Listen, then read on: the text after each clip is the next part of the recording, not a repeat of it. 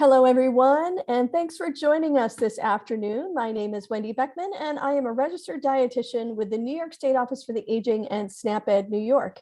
I have with me today Molly Capito, who is a registered dietitian with Montgomery County and the SNAP-Ed New York. And we also have Jordan Nintz with us, who is a dietetic intern. So she has graduated from Russell Sage College in Troy, New York, with her bachelor's degree in nutrition. And she's currently working as a dietetic intern. Now, if you don't know what that means, is anyone who wants to be a registered dietitian must complete an internship after their bachelor's degree is completed. And the one that I went to was about 1,000 hours. It took almost a year to complete. And they're all a little bit different, but they all fulfill certain qualifications that need to be finished. And then the individual will take their test to become a registered dietitian. It is a national exam and you have to pass it or you can't call yourself a registered dietitian. So that's my little plug for registered dietitians today.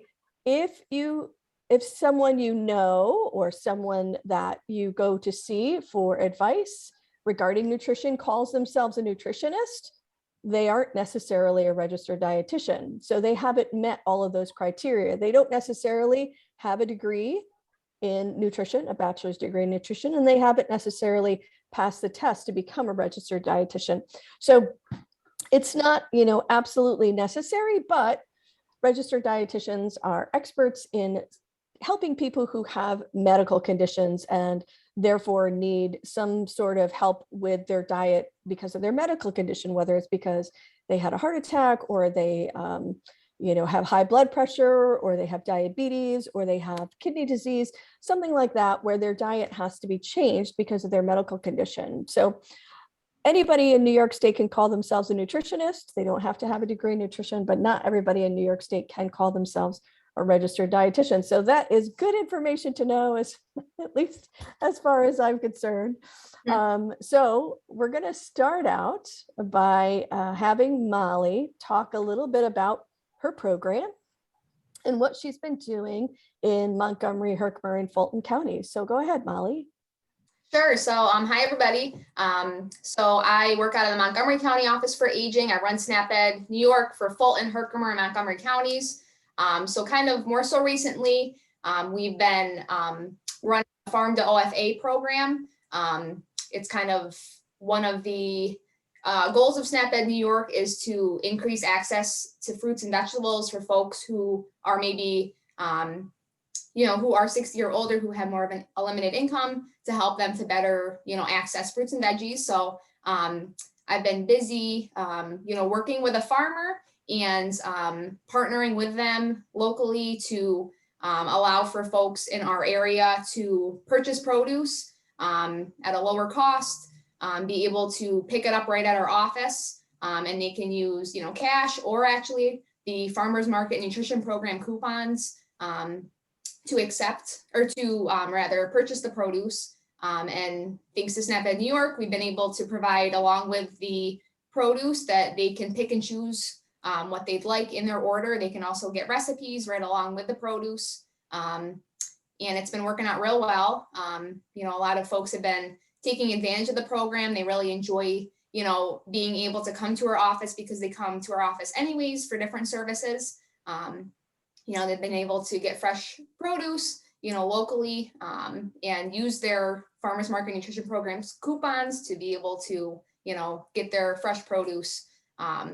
And we are running that. We started that this year. It's a new program. It's a pilot program. We're seeing how it goes this year. We might expand it for next year, but it's been running from August and it'll run through the end of October. So we have our next produce pickup next Friday. So we've been taking orders, and Jordan, my intern, who's with us on the call today, has been helping me call folks to place orders in advance for folks, and then they'll be picking up their produce next Friday at our office. We do have a couple people we're able to deliver to because we have some volunteers to assist with getting produce out to those folks. So yeah, we have a pretty busy time right now with the produce program, and it's been pretty successful so far, I would say. We have some workshops too scheduled. Good. That is, all about also providing workshops and education in the community. So I do have some scheduled for November, kind of looking forward into the months to come. Have some scheduled then. All right, great. Yeah. So Mally, you've been doing in the past, prior to the pandemic, we did a lot of workshops in person at congregate meal sites and at senior centers. And then over the pandemic, we started offering some of those workshops virtually using Zoom or other, online platforms. So we will have Molly's contact information at the end of this program.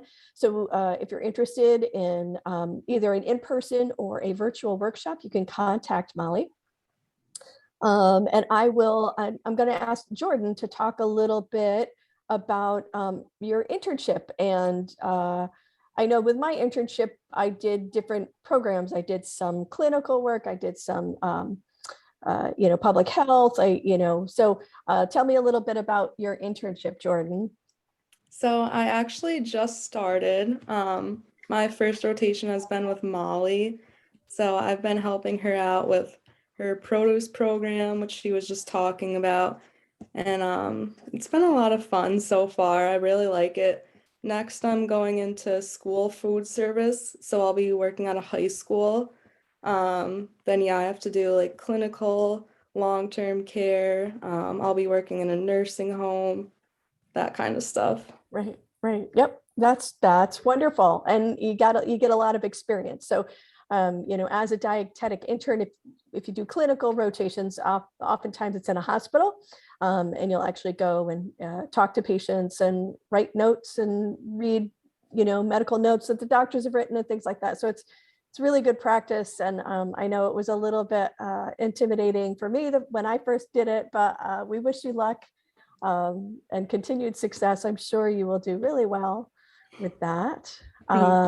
So one of the things we're going to talk about a little bit today is we're going to be talking about sugar-sweetened beverages and reducing sugar-sweetened beverages and the importance of hydration for older adults. So I think that reducing sugar-sweetened beverages is one of those things that's really good for anybody of all, any age, only because those sugar-sweetened beverages can sort of add empty calories to your intake that you don't really need. And they often sort of, you're ingesting those calories, and then it doesn't make you feel full. It doesn't fill you up. So you just, it can just add extra calories that you don't need. So that's one thing we're going to look at. But to me, the more important part is hydration for older adults. One of the things that happens as we age is we lose our sense of thirst. So we will often not feel as thirsty as we age. It's just a normal part of the aging process. And so then a lot of times the recommendation is to drink 6 to 8 glasses of water a day. And that can really become a challenge for people as they get older. And if anyone themselves, or maybe they're a caregiver for someone who their parents or something who is older than them, and they may find that, they really have to keep reminding that person that they're taking care of to drink more. And so we're going to talk a little bit about some strategies for increasing hydration and the appropriate things to hydrate with. What are those things that we want to concentrate on? And Molly actually has a presentation that she's going to give. That'll take a few minutes. That's going to go over some of those things. Just to keep in mind, if you have a question for us, you can type it into the chat box, and we will take some time either in between the presentation or at the end to answer some of those questions. And we'd really love to hear from you. So feel free to do that. Type any questions you have into the chat box. But Molly, do you have your presentation ready? Do you think you have enough? Yeah. Excellent. Yeah, I'll go ahead. If I have access to share my screen, I'll go ahead and all right. PowerPoint here. So bear with me here. Sure. I got my water with me. Let's see here. Let's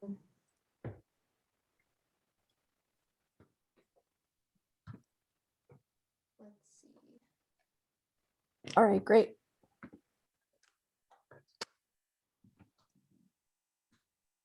One more button to click here. Hopefully it works. Yep.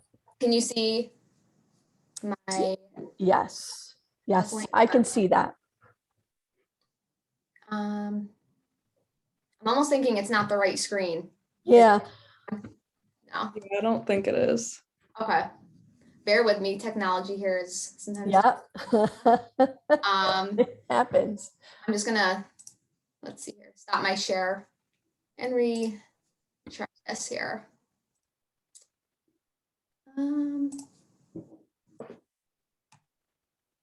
We'll also have some information at the end. I can give out my email address, anything any questions that people have that they might think of later, they certainly can send me an email if you would like to. There are our programs for SNAP-Ed are going on throughout New York State, and they are in different areas. So usually the best thing to do is to get a hold of me, and then I can refer you to someone, if you have someone in your area that does the SNAP-Ed. That's certainly something that I can hook you up with. Or in New York City, they're doing a lot of remote education. So you can really join those workshops from absolutely anywhere. So even if you're in the Adirondack Park and they're running some classes in New York State, or in the city, in the New York City area, that are remote, you can join those classes as well. So from the comfort of your own home, you don't have to drive, you don't have to worry about the weather. So that's one of really the advantages of doing the remote workshops and doing them sort of like on this platform via Zoom or via Facebook Live. So yeah, Molly, I'm not sure. Can you see my PowerPoint now? Yeah, I can see it. Yep. It's got all of them sort of on the bottom, but that's okay. We can see it. Okay, this is okay? Or Let's go for it. Okay. All right. Well, sorry about the technology errors or whatever here. Anyway, so this is a PowerPoint presentation that usually I would present with for a virtual workshop, because we do offer, workshops via Zoom. So this one will be about, reducing our sugar-sweetened beverage consumption, and we'll talk about hydration as well. Wendy did certainly point out some good, points about, as we age, our sense of thirst does dwindle, or we may, not really ever feel thirsty. So that can't really be a good indicator to go off of as far as to assess whether you are hydrated or not. So just a little bit about SNAP-Ed, SNAP-Ed and, taking advantage of our workshops can help you to save time, save money, and eat healthy. We do provide these across New York State. I provide workshops in SNAP-Ed New York services for Fulton, Herkimer, and Montgomery counties. So, some of us educators with SNAP-Ed, actually target in on and focus in on educating folks 60 and older, such as myself. So what we'll go over in this little presentation here that I'm presenting on today, we'll talk about carbohydrates. We will talk about natural versus added sugars. We will also talk about, different sources of added sugar.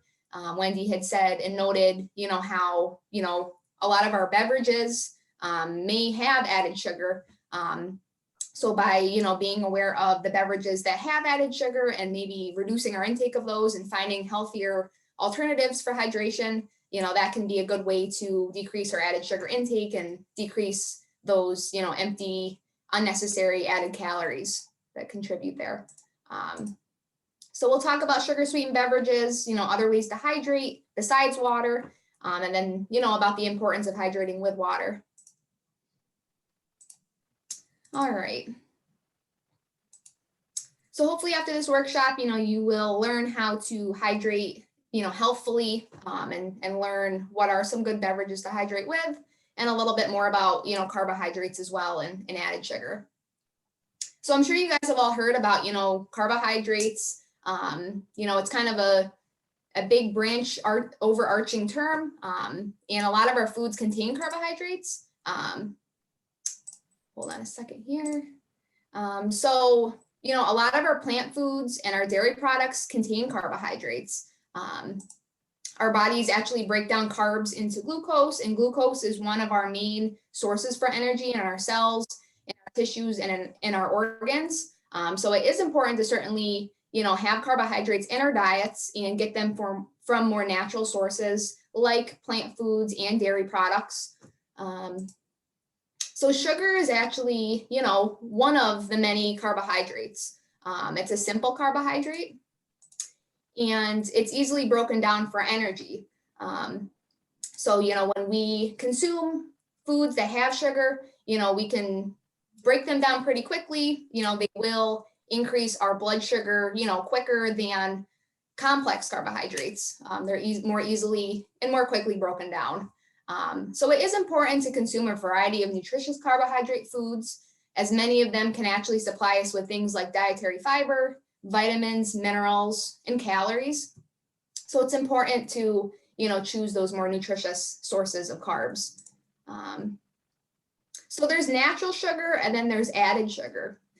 So as far as natural sugar, you know, foods and drinks such as milk, yogurt, those contain the sugar lactose, and that's a naturally occurring sugar in our foods and in our beverages that are, you know, dairy products. And then natural sugar can also be found in our fruits and in our vegetables in the form of fructose. So again, you know, these are more healthier choices and sources of sugar, natural sugar. You know, natural sugar is found in milk, yogurt, fresh, frozen, dried, canned, and 100% juice fruit. 100% fruit juice, you know, can provide us with natural sugar. And it's better to try to have more whole fruit than juice. That's kind of a recommendation we also give out during SNAP Ed. So as far as Molly, yep. Molly, I'm just going to throw Yes. in there that previously you were talking about simple carbohydrates and complex carbohydrates. Mhm. So simple carbohydrates are something like table sugar. And as you mentioned, they are more easily broken down in the body. Complex carbohydrates are foods such as a whole piece of whole wheat bread. That's a carbohydrate, but it's a complex carbohydrate. So there's more fiber usually in those foods, and they're broken down more slowly in the body. So they tend to have less of a reaction. They don't make your blood sugar go up quite as high or go up as quickly. The complex carbohydrates as opposed to the simple carbohydrates. So that's why, you know, oftentimes we will recommend eating carbohydrate foods that are whole grain, like whole wheat or multigrain options, because they have less of an impact on your blood sugar. And Mhm. go ahead, I'm sorry to interrupt you. No, that's okay. Thank you, Wendy, for kind of diving more into the complex carbohydrates, right? And then as far as the simple carbohydrates, you know, there's sugar is one of those simple carbohydrates, and then there's the natural versus added sugars. And those are two different kinds of you know, more simple carbohydrates. So added sugars that have been found that are sugars that have been added during the processing of foods. So, you know, our packets of sugar that we throw into our drinks, or, you know, that table sugar that we throw into our baked goods, those are more added sugars. You know, sugars from syrups and honey are also considered added sugars as well, because, you know, usually we will throw those into, you know, recipes. So added sugars are used to sweeten, preserve, or improve the functional attributes of fruits or of foods and beverages.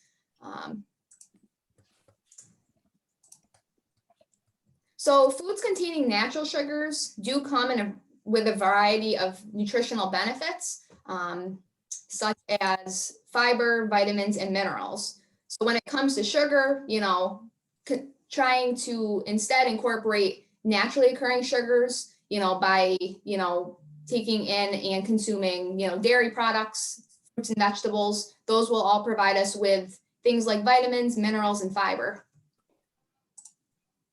And then when consuming high amounts of fruit, foods, and beverages with added sugar, it can make it difficult to meet daily recommended levels and if important nutrients while staying within calorie limits, because, it's just really providing us with added calories. Foods and beverages with added sugars, they don't provide us usually with vitamins, minerals, and fiber. Yep. And I had used the term sort of empty calories before, and you may have heard that term before, but what I mean by empty calories are they're calories that don't provide any nutrition along with the food. So if you think of a regular soda, really what is in that soda is usually artificial colorings or natural colorings, water and sugar, right? There are no vitamins or minerals in there. There's no fiber in there. But if you eat an orange, there's naturally occurring sugar in an orange. However, if you eat that orange, you're also going to get fiber, you're going to get vitamin C. There's other things in that food that are beneficial to you that are not in a regular soda. So those are just calories or empty calories because those calories don't have any added nutritional benefit to them. So that's what I mean by empty calories. Yeah. So by limiting our intake of, added sugar in our diets, we can free up calories for more nutritious foods and beverages to help us meet our nutrient needs. So they've actually found that, frequent drinking of sugar-sweetened beverages is associated with these kind of conditions, type 2 diabetes, may result in tooth decay, kidney, heart disease, non-alcoholic liver disease, and then just maybe weight gain and obesity, just because these food beverages with added sugar just really contribute unnecessary, added calories that can cause weight gain. So added sugars are, found in things like baked goods, desserts. They might be hidden in things like salad dressing, sauces, spreads, condiments, and gravies. I'm sure you guys all assume that, our candies, our jams, our syrups, our sweet toppings, those all also provide us with added sugar too. And honey, maple syrup, and table sugar, those single ingredient sugars are also considered, added sugars. It's always good to read labels because sometimes some foods that don't taste particularly sweet, and I'm thinking of some things like Italian dressing, they might actually have sugar in them, but you don't realize it because it doesn't taste really, really sweet, like jam tastes sweet. So it is important to check the labels. Absolutely, yeah. Our condiments are definitely one that, yes, provide us with a lot of added sugar, yeah. And really, sugar sweetened beverages can contribute a lot of added sugar to our diets. So it is important to choose the right beverage, for our health. A lot of us don't drink enough in general.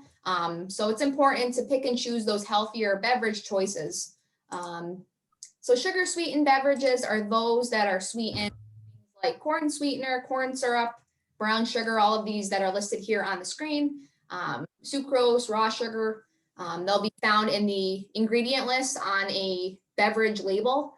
So you can, check on there next time when you pick up a drink of choice and see if there is added sugar in there by looking at that ingredient list. Molly, I have a question in the Yes. chat, and the person is asking, is there any difference nutritionally between honey and corn syrup? And I'll answer that first, and then I'll let Jordan or Molly jump in if they want to. But as far as your body is concerned, calorie wise, there is no difference between honey and corn syrup. So, they're probably very similar in calories. I think that, there's some people will say that the honey contains sort of pollen from your local area. And I've heard that, if you have honey and it's raw honey and you eat that, it can help with your allergies. I don't really know how true that is. I don't know if they've really done any studies on that.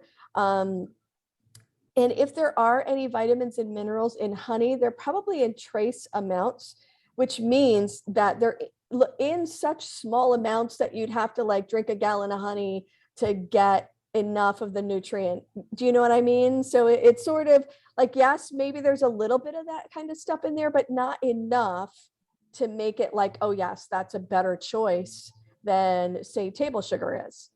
It tastes different. Some people like the way it tastes better, but I don't think that there's any research that shows that honey is a better source or a better sweetener because it has nutrients in it than corn syrup. And Molly, I'll ask you if you have any. I kind of agree with you too, Wendy. Mhm. You know, when honey definitely has like a distinct flavor. So, you know, maybe folks will, if they're going to swap out sugar for honey, maybe they'll put a little less in. So maybe overall they'll take in less added sugar calories, you know, from honey, because you'll be certainly tasting the flavor of the honey in whatever you're using it in. But overall, you know, your body will, you know, break it down similarly, and you know, sugar is kind of sugar. So yeah.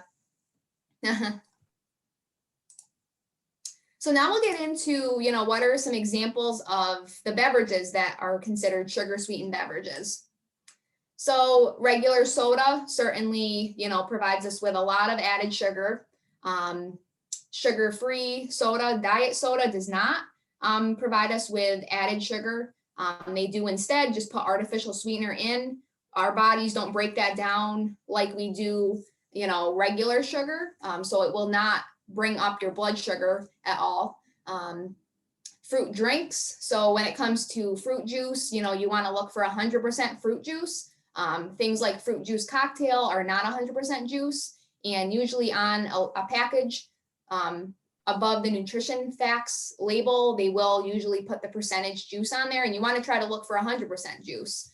Because if it's not, they may, you know, be putting in things like corn syrup into that beverage. Sports drinks also provide us with added sugar, energy drinks, sweetened waters, coffee and tea beverages, depending on if, you know, you're putting added sugar in or not. And then just to kind of visualize how much added sugar is in your beverage of choice, you know, we can compare actually, you know, the sugar content in the beverage to granulated sugar. So in just a minute here, we'll show you, you know, an example of how many teaspoons of added sugar are in a typical 20-ounce cola can.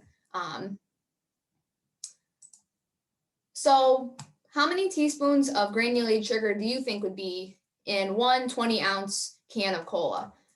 So again, you can compare, you know, the amount of grams of sugar in a drink to a teaspoon of sugar.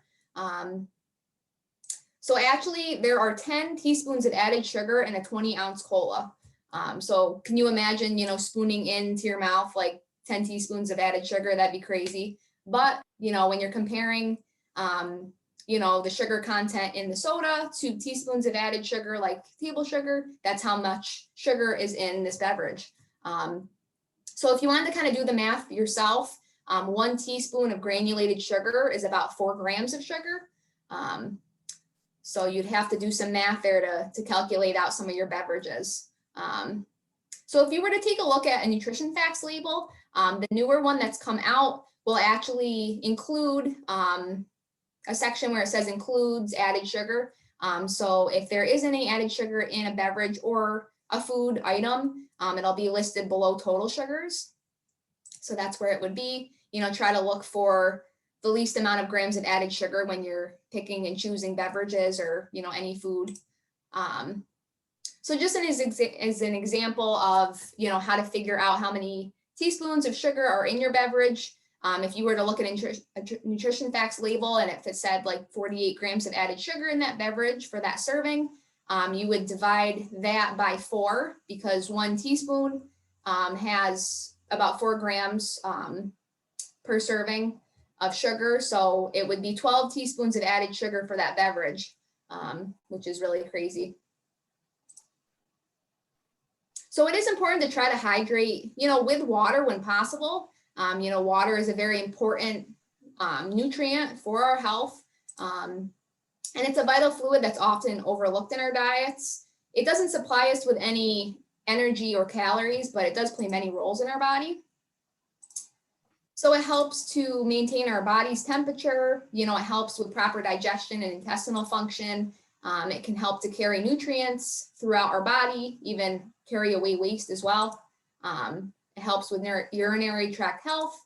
It helps us to keep cool, during the summertime. It also helps with joint lubrication, especially as we age. That's an important function there. And then it also is important for memory and brain function. If you are dehydrated, I don't know if any of you have experienced kind of feeling like your memory's a little foggy, but that can happen if you're dehydrated. So as we age, as Wendy had said before, our thirst does tend to diminish. So that kind of means that, you may become severely dehydrated before you even feel a sense of thirst. So it is important to try to make hydrating a routine. For those over age 60, dehydration is actually one of the most frequent causes of hospitalization. So it's important to try to choose the right beverage because it is important for our health, and, try to make water be one of those beverages that you select. It's a great way to hydrate. But, as Wendy had said before, especially as we age, many people do struggle to hydrate, and maybe you don't even enjoy the taste of water. So there are just some tips that I figured we could share to help you to better stay hydrated healthfully. So one suggestion is to try to drink a whole glass of water instead of just a sip when you're taking your medications. So, if you take medication 2-3 times a day, you can get in 2 or 3 cups of fluid right then and there when you're taking your medications. Try drinking a cup of fluid first thing in the morning before you eat breakfast, before you even have your coffee or tea as well even. Usually we are more dehydrated in the morning because just think about it, we're going a long period of time in the morning, after we've slept all night, not drinking. So it's important to hydrate first thing, and then you don't have to worry as much about getting up in the middle of the night to use the bathroom if you're hydrating and making that a priority earlier on. So other, ideas for hydrating, other beverages and foods can help to hydrate us as well, not only water. So our fluid in soup and broth can also count as well. Try to look for low sodium options. You can suck on ice chips. Try to take a bottle of water with you when you're out as well. If you want to flavor water or seltzer with fruit, if you don't like just that plain taste of water, that's another option. And actually fruits and vegetables can help to hydrate us as well because they have a high water content. So try to make half your plate fruits and vegetables to help you to stay hydrated. And then really anything that can melt once it hits your stomach can also hydrate us too. So things like gelatin, ice cream, frozen fruit bars. But just remember that most of these items contain added sugar. So you do want to kind of have those in moderation. Those might be things too that you might have when you aren't feeling as well to maybe help you to stay hydrated. So how about coffee or tea? So, caffeine is a mild diuretic. So this means that you'll end up urinating more and losing more liquid and fluid in your body if you're, overdoing your consumption of coffee or tea. Try when you can to maybe switch to decaf a few times a day, or maybe do half caffeine. But try your best to choose unsweetened coffee or tea. A little bit here and there can actually count as a hydrating beverage. But again, you don't want to overdo your consumption of coffee and tea. And then also just, try your best not to have too much in the evening because it can also interfere with your sleeping pattern. So just be mindful of that as well.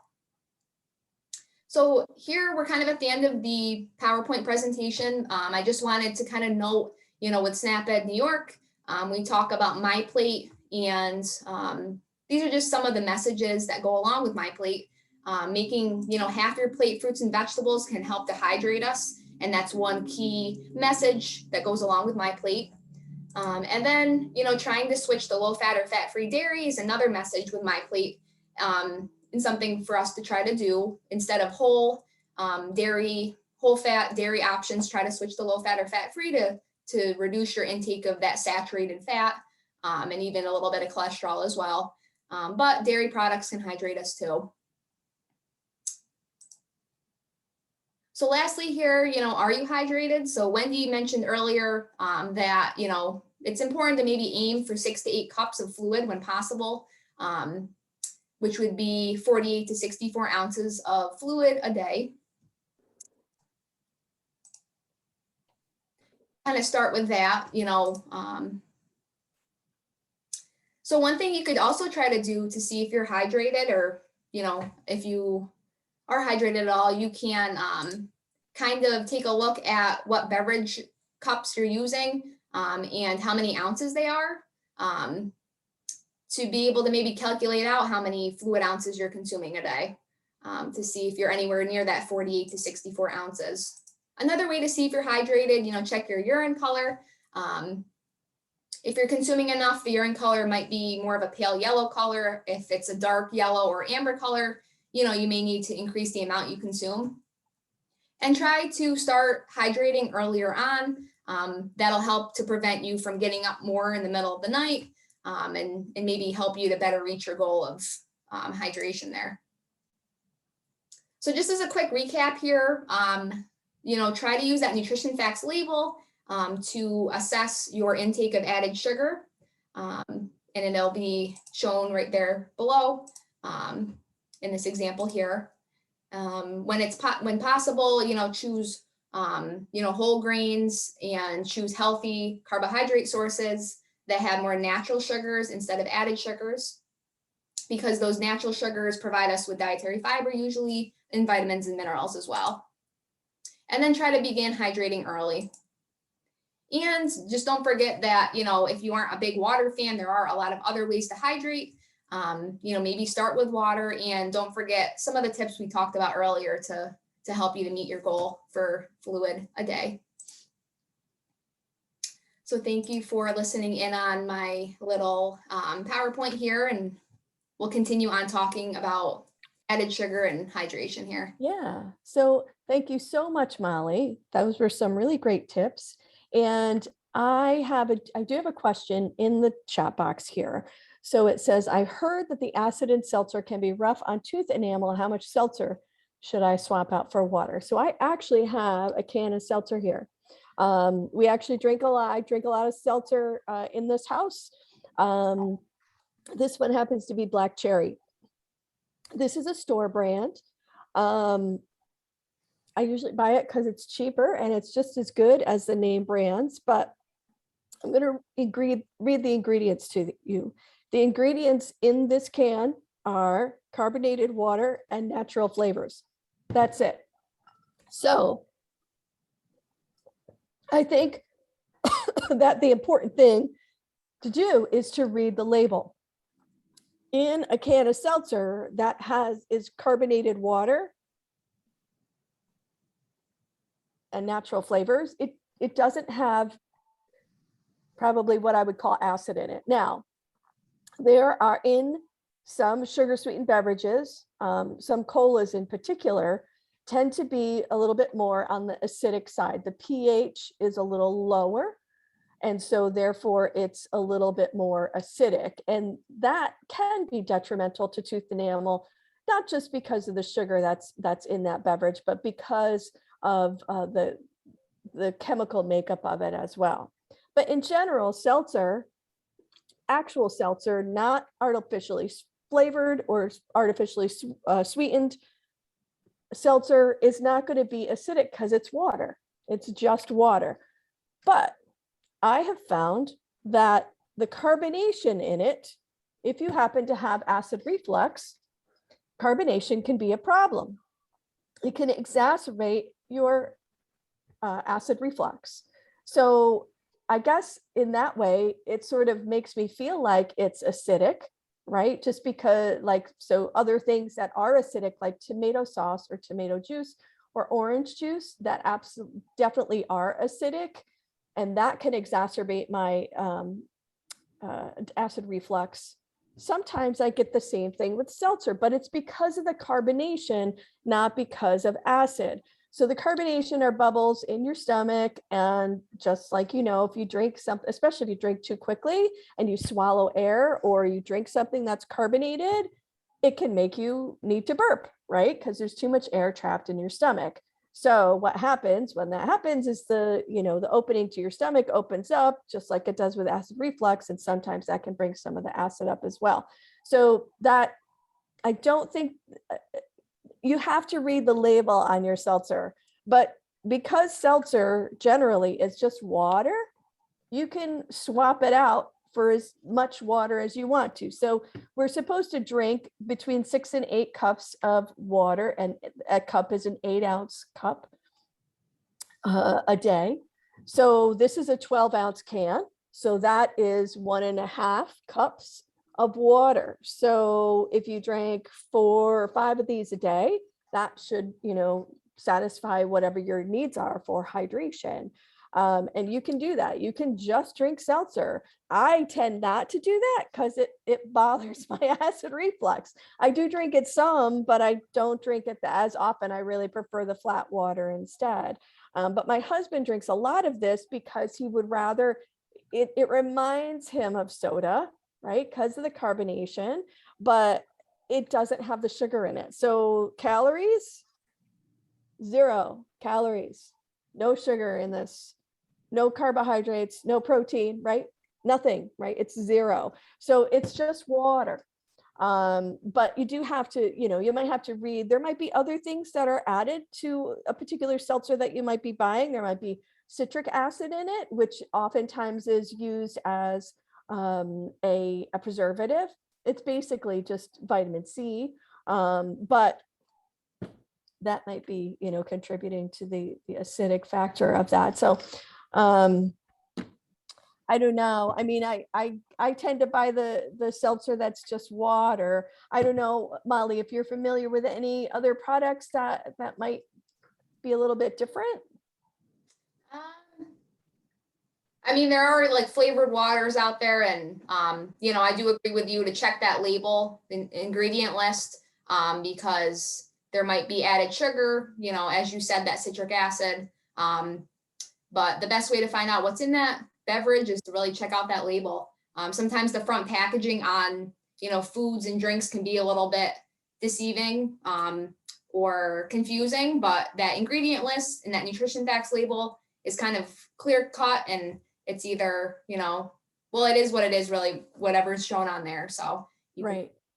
What's in there if you check that. When you talk about labels that can be sort of deceiving, I think of fruit juice or juice drinks. Can you talk a little bit about that, Molly? Oh yeah, like even myself when I'm out at the store, if I am ever wanting to get 100% juice, it might take me 5 minutes to kind of go through all of what's, there on the shelves to figure out and find, a juice that does have just 100% juice in it. So again, if you look at a label, if you want to get cranberry juice, for example, you want to make sure that you're flipping it over to the nutrition facts label and looking for that 100% juice listed on there. If it says fruit juice cocktail, it's not going to be 100% juice. Sometimes they might write on the front like 100% vitamin C, and that might, click in your head, oh, that might be a healthy choice, but they're just indicating, it's 100% of your vitamin C needs for the day. It doesn't, show you if it's 100% juice or not. So, right. So a lot of the, fruit juice drinks might only be 5 or 10% juice, and the rest of it is sugar and water. So I know that there are more options now at the grocery store. There are more options that have no sugar added. Oftentimes, like things like cranberry juice that are 100% juice that are no sugar added are actually sweetened with other types of juices like apple juice or grape juice, which is fine. That's naturally occurring sugar. But you do want to look usually on the label, and I've found that usually on the front of the label it'll say 100% juice. If you look on the nutrition facts label and one of the first ingredients is water or sugar, then it's probably not 100% juice. So that's another thing that you can look for as well. So yeah, and I don't think that we have any other questions at this time. So is there anything else that you can think of, Molly, that you want to talk about? I feel like we covered quite a bit today with, talking about the beverages, especially with, added sugar. Right. I don't know if Jordan had anything she wanted to touch upon too here. I think you covered everything. Yeah. Everything I could think of. Okay. All right. Well, and we talked a little bit about coffee and tea. So coffee and tea are appropriate for hydration. I know years ago they used to say, oh no, like if you drink a caffeinated beverages, you can't count that towards your 6 to 8 glasses of fluid a day. And I always thought that was a little bit sort of crazy because caffeine, as you mentioned, Molly, is a diuretic. And a diuretic is a substance that actually sort of makes you pee a little bit more. But caffeine in coffee and tea is very mild, right? It's not like some people take a diuretic, a medication, a diuretic to help to move the fluid through their body because they have issues with either their kidneys or their heart, and they have fluid buildup in their bodies. So it's not like a medication that you're taking that's a very strong diuretic. It's pretty mild. So it is okay to count coffee and tea in your total hydration. However, if you are only drinking coffee all day long, like my brother-in-law, you can't count all of that, right? That's not a good thing to do. So if you have 1 or 2 cups of coffee or tea in the morning, that's fine. And the rest of the day, you're drinking water or you're drinking 100% juice or something like that, that's okay. And you can count that. But if you're drinking coffee all day long, you're probably not going to be very hydrated because you're going to be taking in a whole lot of caffeine. And certainly any kind of decaffeinated drinks, decaffeinated tea or coffee are appropriate for hydration as well. And you also mentioned like soup and broth. Those also can be counted as fluid and fluid intake. You do want to look for the low sodium options, as you mentioned, Molly. But, sometimes that's something that tastes a little bit different if you're not really crazy about water.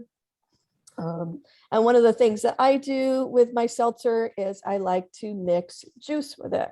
So especially in the morning, I will take a can of seltzer and I like the grapefruit kind, and I will put that in a glass that's 12 ounces and I'll add 4 ounces of 100% pink grapefruit juice. And that's what I drink in the morning before I have my tea. So I have a full 16 ounces of fluid before I have coffee or tea or my breakfast in the morning. And that helps me to add another 2 cups of fluid to my morning. And if you're someone who doesn't really like plain water, adding 4 ounces of 100% juice to something like seltzer or to even plain tap water can be something that can cut down on your sugar intake, and it can increase your fluid intake as well. So I'm going to say thank you, ladies, so much for joining me today. And I actually will be doing a food demo next Friday at 11:30 a.m. right here on the New York State Office for the Aging Facebook page. I'm going to be making black bean and vegetable quesadillas because on the 15th of September was the beginning of Hispanic Heritage Month. So that is a recipe that is inspired by Hispanic cooking, and I'm going to be making that next Friday. So if you can join me, please do that. And thanks so much, ladies, Jordan and Molly. I hope you have a good day. Bye, everyone. Thank you. We'll see you Bye. next week. Thank you. Bye-bye.